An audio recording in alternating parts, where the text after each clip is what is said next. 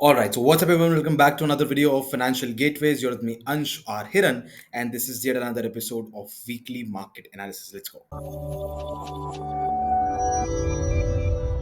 All right, so weekly market analysis everyone, ऐसी series जहां पर हम हर हफ्ते आकर मार्केट का एनालिसिस करते हैं, देखते हैं निफ्टी बैंक निफ्टी के क्या लेवल्स है, कौन से ऐसे स्टॉक्स हैं, कौन से ऐसे सेक्टर्स हैं जिनमें दम है।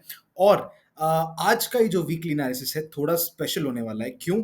क्योंकि इस हफ्ते सबसे पहले तो अगले हफ्ते हमारा 21 सितंबर यानी इक्विनॉक्स आ रहा है। इसी के साथ साथ इस हफ्ते फेड की मीटिंग भी है।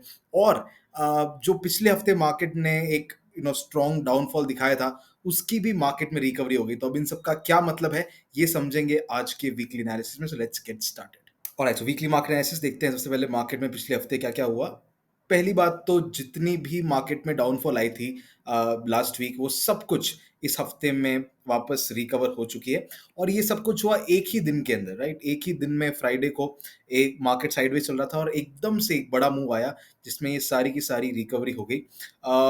F I I D data की बात करें तो यहाँ पर थोड़ा सा इंटरेस्टिंग भी कह सकते हैं, कंफ्यूजिंग भी कह सकते हैं, डेटा सामने आ रहा है जहां पर फ्यूचर्स के अंदर कभी बाइंग कभी सेलिंग हो रही है। कोई पहले सेलिंग थी और लास्ट के 2 दिनों में थोड़ी बहुत बाइंग आई है, चाहे स्टॉक्स में हो चाहे इंडेक्स में हो। और दूसरी तरफ अगर आप ऑप्शंस का डेटा देखें तो कंटिन्यूस सेलिंग आई है स्टॉक के ऑप्शंस में। और यहाँ पर थोड़ी बाइंग थोड़ी सेलिंग, लगभग 52,000 की सेलिंग है, वापस उतनी ही बाइंग है। तो एक तरह से F I I D data हमें कुछ भी क्लियर डेटा या एक तरह से क्लियर पिक्चर मार्केट की नहीं दिखा रहा है। यही बता रहा है कि मार्केट में अभी भी कंफ्यूजन है। चाहे हम हो चाहे बड़े इन्वेस्टर्स हों, वो भी एक तरह से short term trading, quick trade market में लेने की कोशिश कर रहे हैं। जितना पैसा बन सके उसको निकालने की कोशिश कर रहे हैं। अब अगर बात करें सेक्टर्स की तो ऑलमोस्ट सारे ही सेक्टर्स पॉजिटिव रहे हैं। मीडिया में, रियलिटी में, साथ ही साथ मेटल्स के अंदर, एफएमसीजी के अंदर, प्राइवेट बैंक्स के अंदर ये बहुत अच्छा एक मूवमेंट इस बार आईटी के अंदर देखने मिला है। पीएसयूज पे हम पहले भी अभी तक बुलिश नहीं थे, अभी भी नहीं है। बट फाइनेंस के अंदर, प्राइवेट बैंक्स के अंदर करंट आता हुआ दिख रहा है। आईटी एफएमसीजी के अंदर अच्छा खासा करंट आता हुआ दिख रहा है। ऑटो भी अब थोड़ा सा रिकवर होता हुआ दिख रहा है। और फार्मा, जिसके ऊपर हम ऑलरेडी बुलिश थे, उसने तो अच्छा परफॉर्म किया ही।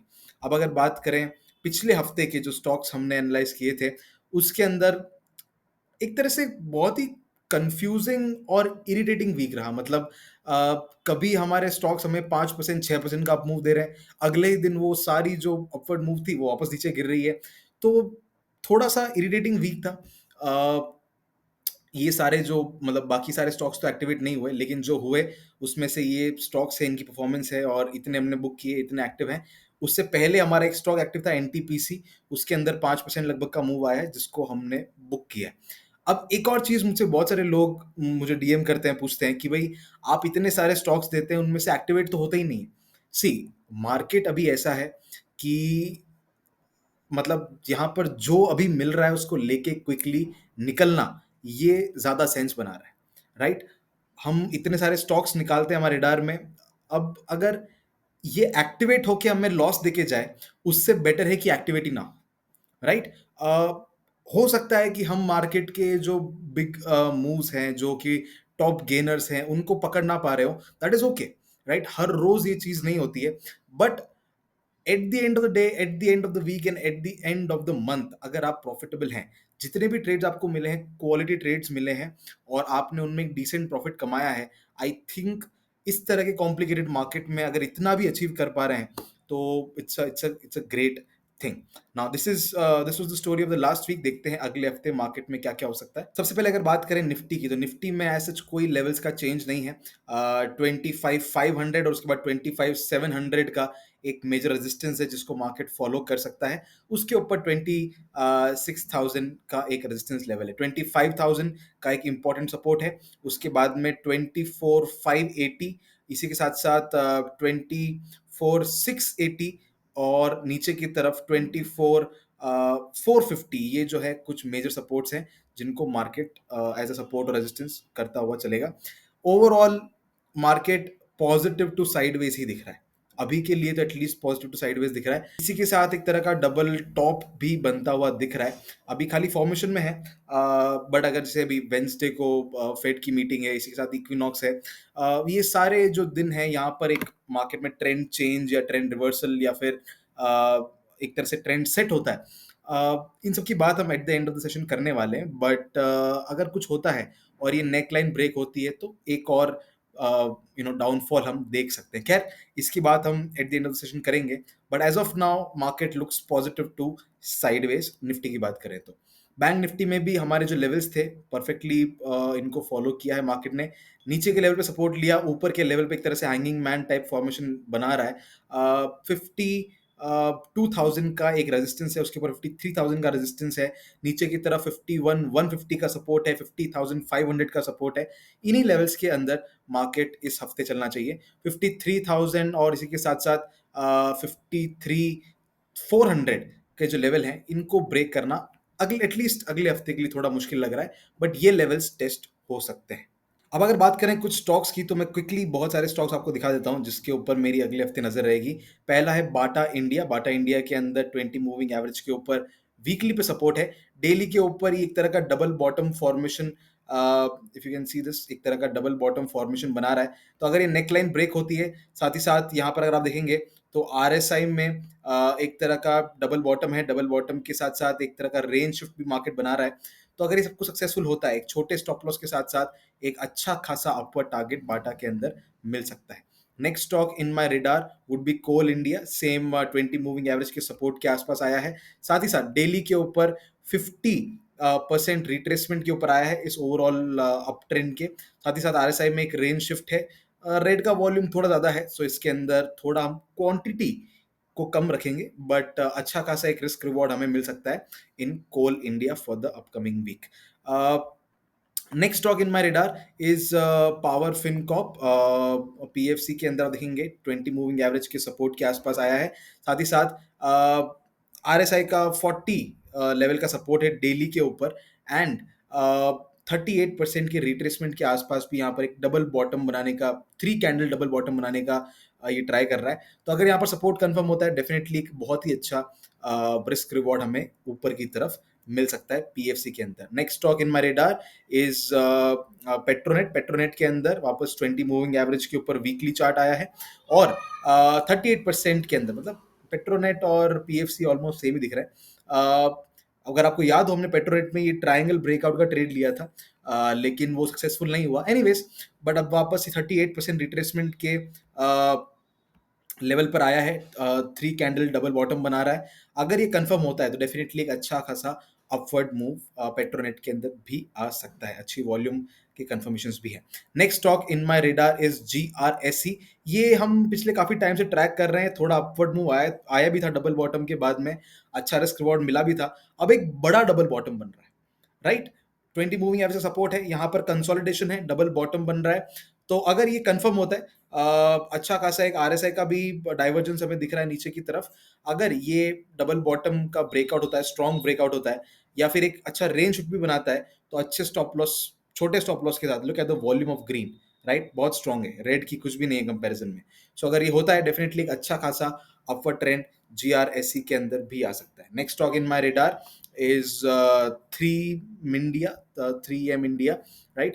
20 moving average का सपोर्ट है on the weekly, and on the daily 50% retracement पे आकर डबल बॉटम और कंसोलिडेशन ये दिखा रहा है। अगर इसका ब्रेकआउट होता है विथ स्ट्रॉन्ग वॉल्यूम, क्योंकि ओवरऑल देखेंगे तो ग्रीन का वॉल्यूम स्ट्रॉन्ग है, बट अभी वापस रेड का थोड़ा थोड़ा बढ़ने लगा है छोटी क्वांटिटी में। अगर ऊपर की तरफ ब्रेकआउट होता है तो डेफिनेटली हम इसको ट्रेड कर सकते हैं।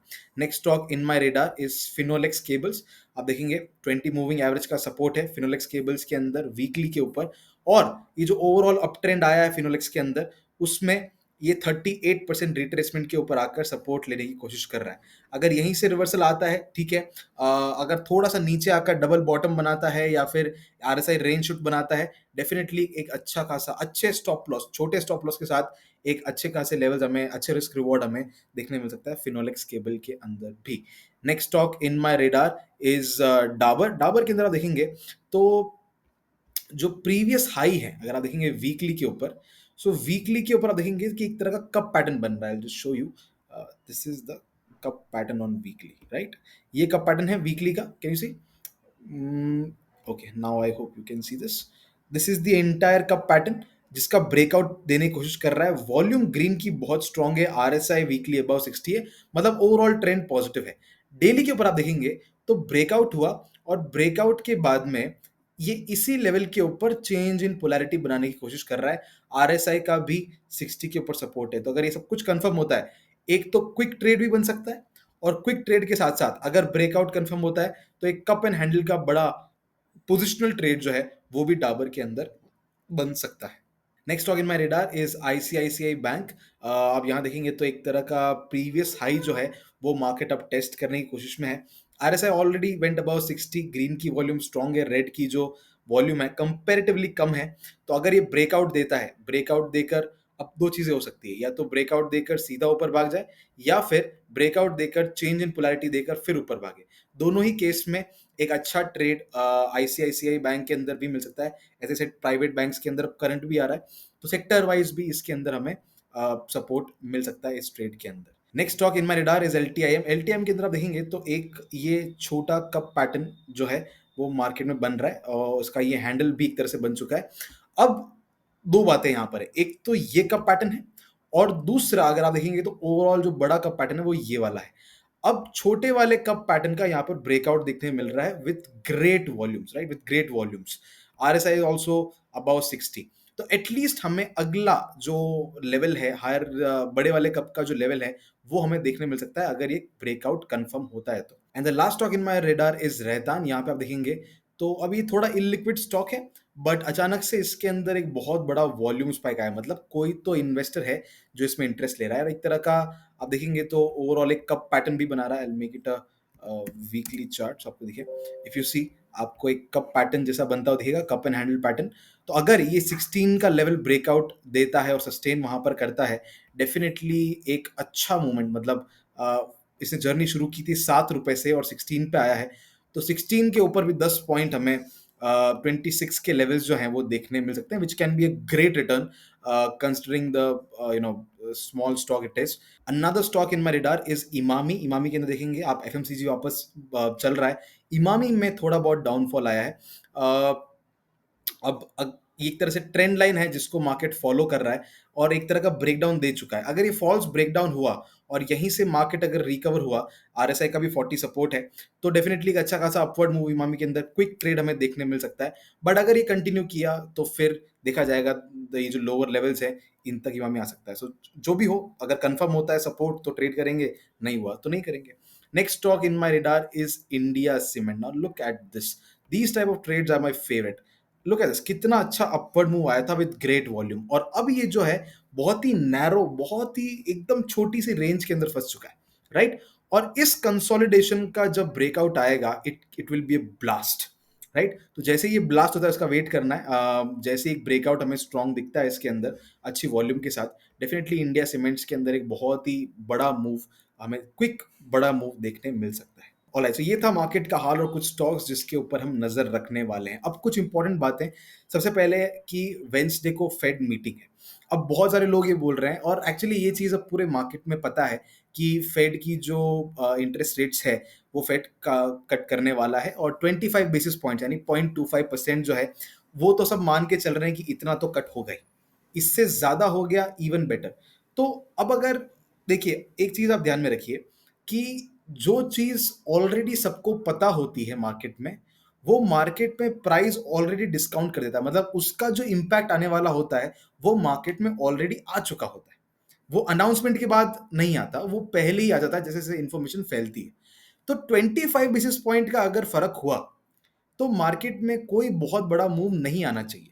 लेकिन 25 बेसिस पॉइंट से ज्यादा अगर फेड कट हुई, मान लो 50 बेसिस पॉइंट, मतलब 0.5% इंटरेस्ट कम हो गया, तब जाकर मार्केट में एक बड़ा अपवर्ड मूव आ सकता है। अदरवाइज अगर 25 बेसिस पॉइंट्स के ऊपर आप बेट लगा के चल रहे हैं कि नहीं इतना तो कट हो जाएगा, सिर्फ मैं ही ये चीज जानता हूं, और let's trade on the basis of that, आप ट्रैप में फंस जाएंगे। Okay, don't do not fall for that. Secondly, Wednesday को ये है, मतलब थर्सडे को हमारे इंडिया में सब कुछ उसका इम्पैक्ट होगा, और थर्सडे फ्राइडे सिर्फ 2 ही दिन है। उसके बाद 21st को इक्विनॉक्स है, राइट? अगले हफ्ते इक्विनॉक्स आ जाएगा, मतलब 21st is I guess it's Saturday, right? तो वो इक्विनॉक्स है, मतलब जो ट्रेंड चेंज है वो हमें थर्सडे फ्राइडे और मंडे इन 3 दिनों के अंदर देखने मिल सकता है। सो इस हफ्ते बहुत ही संभल के ट्रेड करना है। अगर आप बुलिश साइड पे बैठना चाहते हैं दैट्स ग्रेट, कोई दिक्कत वाली बात नहीं है। लेकिन ये हफ्ता ऐसा है कि कुछ भी हो सकता है, राइट? एंड इट्स बेटर कि हम अपनी पोजीशन को बचा कर रखें। अगर आप एक्सपीरियंस्ड हैं, अगर आप लॉन्ग टर्म के अंदर पैसा डालना चाहते हैं दैट्स ग्रेट, कोई दिक्कत नहीं है। लेकिन ट्रेडिंग के हिसाब से इट्स लाइक अ बेट, ठीक है? अगर आपकी लॉन्ग पोजीशन है और मार्केट ऊपर की तरफ भाग गया तो भाग गया, नहीं भागा तो स्टॉप लॉसेस हिट होंगे। तो स्टॉप लॉसेस और रिस्क मैनेजमेंट आपका इसी तरह का हो कि स्टॉप लॉसेस लगे तो भी आपके पोर्टफोलियो पर कोई बड़ा इम्पैक्ट ना हो, right? So I hope you guys are learning something new. ये चीजें कुछ थी जो मैं बताना चाहता था, आपको शेयर करना चाहता था, क्योंकि हर कोई ये बोल रहा है इंटरनेट पे कि फेड की मीटिंग आने वाली है, इंटरेस्ट रेट्स कट होने वाले हैं, मार्केट भागने वाला है। लेकिन जो चीज सबको पता होती है वो होती ही नहीं है। ओके, इस चीज को आप मान के चलिए, मार्केट में this is the fact, right? So अगर उससे ज्यादा हुआ तो डेफिनेटली मूव आएगा, हम भी उसको उस रैली को एंजॉय करेंगे, कोई दिक्कत वाली बात नहीं है। बट उतना ही रहा तो कोई बहुत बड़ा मूवमेंट नहीं आएगा। हो सकता है थोड़ा सा आ जाए, फिर बायर्स को ट्रैप करके मार्केट वापस थोड़ा सा नीचे की तरफ आ सकता है। तीसरी चीज एक मुझे बतानी थी कि बहुत सारे लोग मुझे बता रहे थे कि जो हम ट्रेड्स देते हैं वो एक्टिवेट नहीं होते हैं। तो दो तीन चीजें हैं। पहला तो मैंने कह दिया कि even if we are managing to get decent returns, that is fine. लेकिन इसी के साथ साथ आजकल हम फोकस कर रहे हैं, अभी आपने कुछ हफ्तों से नोटिस किया होगा, हमारे ट्रेड्स इस हफ्ते एक्टिवेट नहीं हुए, लेकिन पिछले से पिछले हफ्ते के जो हमने ट्रेड्स एनालाइज किए थे वो एक्टिवेट हो रहे हैं और वो अच्छा खासा मूवमेंट दे रहे हैं। क्यों? क्योंकि मार्केट कंसोलिडेट कर रहा है। मार्केट एक ट्रेंडिंग स्टेट में नहीं है, मार्केट ओवरऑल कंसोलिडेट कर रहा है। तो हम जहां पर उन स्टॉक्स के ब्रेकआउट का वेट कर रहे थे उस वक्त नहीं हुए, लेकिन अब जब ट्रेंड आ रहा है तब कर रहे हैं, राइट? तो जब भी हम इस तरह के एनालिसिस करते हैं, ओके, अगर एक्टिवेट नहीं हुआ, ऑपोजिट डायरेक्शन में चला गया तो वो ट्रेड पूरा खत्म हो गया। लेकिन अगर एक्टिवेट नहीं हुआ, स्टिल कंसोलिडेटिंग, तो और जब तक वो ट्रेड और उसका स्ट्रक्चर एक्टिव है, उसको आप अपने रिडार में रख सकते हैं, राइट? उसको डेफिनेटली रिडार में रख सकते हैं। एंड जब भी एक्टिवेट होता है, आप यूट्यूब पे भी कमेंट सेक्शन में बता सकते हैं कि okay this trade activated, this trade activated. तो या मुझे भी पता चलेगा कि मैं ये जो चीज़ें आपके लिए लेकर आ रहा हूँ, आप उसको एक्चुअली देख रहे हैं, इसको फॉलो कर रहे हैं, इसको ट्रैक कर रहे हैं मार्केट में। सो या well that's all for today session everyone. मुझे उम्मीद है कि आपको ये चीज़ें पसंद आ रही है, and I hope you guys are learning something new every single day, every single episode. And on that note, thank you so much everyone for watching. I will see you in the next one. Till then, keep learning and keep trading. By the way, thank you so much for 500 subscribers on YouTube. Uh, पिछले हफ्ते तक थोड़े कम थे, अभी आज 500, when I am making this video, अभी 500 हो चुके हैं। So thanks a lot from the bottom of my heart. जब मैंने शुरू किया था तब I just started this channel for all my students जो स्विंग ट्रेडिंग सीख रहे थे उस वक्त मुझसे। बट नए लोग जुड़ते गए, आप सब लोग जुड़ते गए, एंड या इट मीन्स अ लॉट। मतलब मैं वो 1 मिलियन, 5 मिलियन या 500K वाला तो चैनल मैं नहीं बनाने की कोशिश कर रहा हूँ। I am just giving some good content. But या if you can share this thing, if you can share our channel and आप सब्सक्राइब करते हैं, it would mean the world to me. Thank you so much everyone for this, and I will see you in the next one. Till then keep learning and keep trading. Thanks a lot.